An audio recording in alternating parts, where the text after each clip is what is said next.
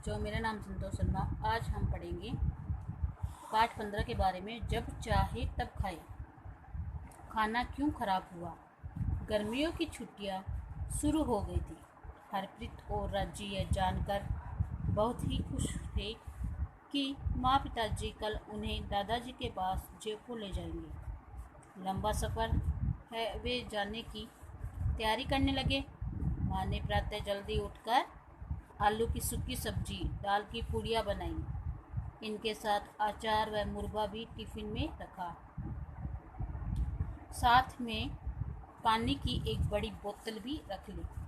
सभी ने प्रातः 6 बजे ट्रेन से यात्रा आरंभ की। ट्रेन में फेरी वाले आलू बड़े, नमकीन आदि बेच रहे थे। बच्चे खाने की जिद करने लगे तो पिताजी ने बच्चों को समझाया कि माँ ने बहुत अच्छा खाना बनाया है, पहले वही खाते हैं। माँ ने टिफ़िन खोला तो देखा कि दाल खराब हो गई। राजी ने माँ से पूछा, माँ, दाल कैसे खराब हो गई। माँ ने बताया कि दाल गर्मी के कारण खराब हो गई, मुझे बनानी ही नहीं चाहिए थी। सदैव ताजे भोजन का ही सेवन करें। तो इससे हमें क्या शिक्षा मिलती है कि हमें सदैव ताजे भोजन ही खाना चाहिए।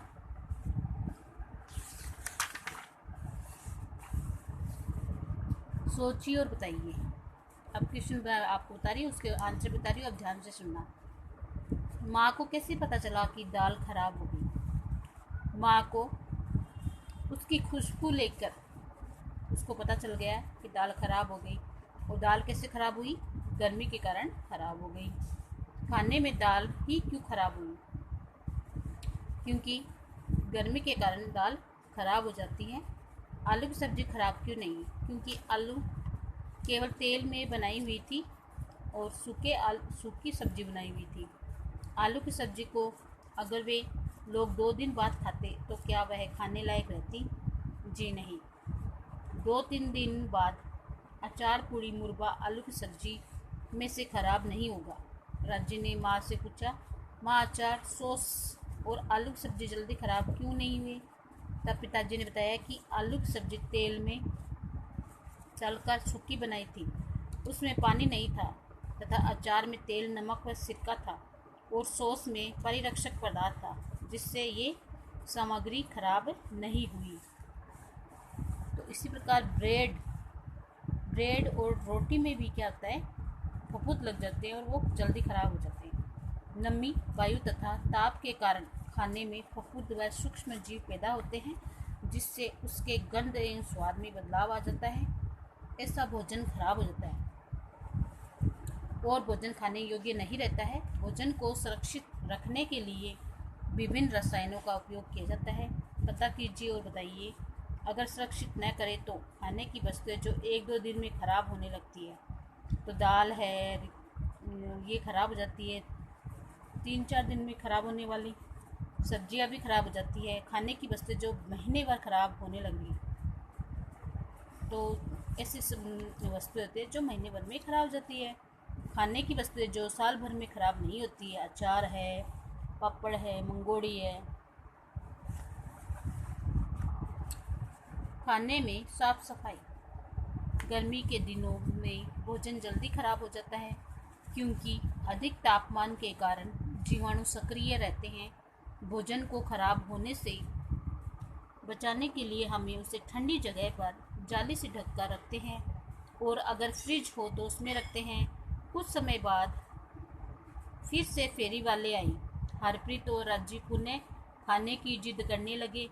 इस पर पिताजी ने उन्हें समझाया कि बाहर बनी खाने की चीज़ों को बनाते समय साफ सफाई का ध्यान नहीं रखते हैं, अतः इन्हें नहीं खानी चाहिए। चर्चा कीजिए। घर पर खाना बनाते समय साफ सफाई की किन किन बातों पर ध्यान रखा जाता है? पता कीजिए। होटल, ठेलों या फेरी वाले जहाँ खाने की चीज़ें बनाते हैं, वहाँ साफ सफाई का स्तर क्या होता है? निम्नलिखित बिंदुओं पर।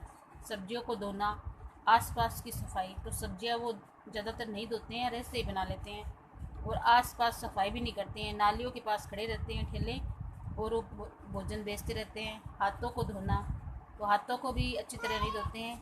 उपयोग में आने वाला पानी, बर्तनों की सफाई, खाना खुला या ढका हुआ आदि सभी बातों को ध्यान में नहीं रखते हैं। चर्चा कीजिए, बाजार से में निर्मित खाद्य सामग्री में पौष्टिकता होती है या नहीं? पौष्टिकता उनमें नहीं होती है। जुनठाना छोड़ो। लंबे सफ़र के बाद सभी दादी जी के यहाँ पहुँचते हैं। दादी से मिलकर सभी बहुत खुश होते थे। शाम को खाने में सभी ने केर सांगरी, कढ़ी, चावल, भिंडी, रोटी, सलाद आदि खाया, लेकिन बच्चों ने खाना जूठा छोड़ दिया। यह देखकर दादी जी ने समझाया कि खाने को जूठा नहीं छोड़ना चाहिए, इससे खाना बर्बाद होता है। थाली में खाना उतना ही लेना चाहिए जितने की भूख हो, इससे देश का अनाज बचता है। सोचिए और लिखिए, आप किसी समारोह जैसे शादी, विवाह, प्रसादी आदि में गए होंगे।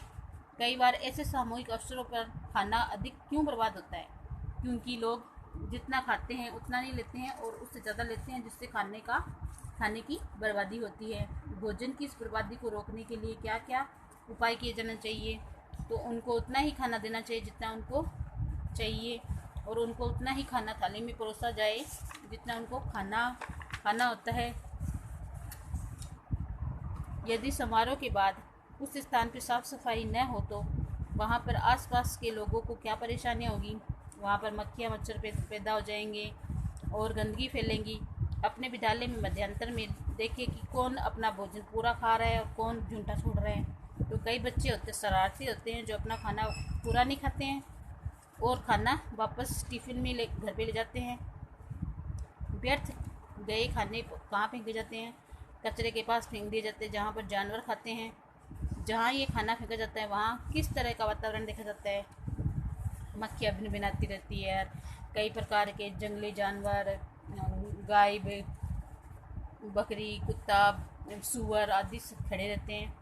संरक्षण के तरीके: फल, सब्जियों व पका भोजन लंबे समय तक रखने से खराब हो जाता है। उन पर जीवाणु व कवक उत्पन्न होकर भोजन को दूषित कर देते हैं। दूषित भोजन खाने से हम बीमार हो जाते हैं। ये फ्रिज में भी कुछ समय तक ही ताज़ा रहता है। लंबे समय तक भोजन को खराब होने से बचाने के लिए हम कई तरीके अपनाते हैं, जैसे शक्कर मिलाकर मुरब्बा बनाना, शरबत बनाना, सिरका, नमक व तेल डालकर अचार बनाना, भिंडी, गंवार फली, आलू की चिप्स, पुदीना, मेथी आदि को धूप में सुखाकर संरक्षित करते हैं। डिब्बाबंद भोजन वायुरोधी होने के कारण खराब नहीं होता है। रासायनिक परिवेश को द्वारा भी भोजन को लंबे समय तक सुरक्षित व संरक्षित किया जा सकता है। पता कीजिए और लिखिए। निम्नलिखित सामग्री को सुरक्षित करने की वीडियो को लिखिए। आप चाहे तो और भी उदाहरण लिख सकते हैं। आलू की चिप्स, इसको 1 साल तक सुरक्षित रह सकते हैं। केरी का अचार तेल डालकर, गंवार की फली को सुखाकर, मटर को सुखाकर, अनाज को सुरक्षित भंडारों में रखकर। खाने के बाद घूमने के लिए आमेर का किला गई। वहाँ उन्होंने फ्रूट जूस की दुकान पर तरह तरह के फल देखे। हरप्रीत को सेब, गाजर, चेरी देखकर आश्चर्य हुआ कि ये गर्मी में भी आते हैं। दादाजी ने बताया कि आजकल हर मौसम में हर प्रकार के फल व सब्जियां मिलती हैं। तो बच्चों, आज हम इतना ही करेंगे, कल आगे करेंगे। धन्यवाद।